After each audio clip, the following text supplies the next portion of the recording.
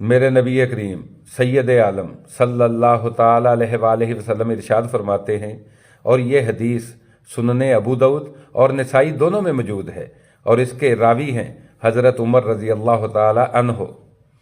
आका करीम सल्लल्लाहु अलैहि वसल्लम फरमाते हैं कि अल्लाह तबारक व ताला के कुछ बंदे ऐसे भी हैं, कुछ लोग ऐसे हैं जो न नबी हैं न शहीद हैं।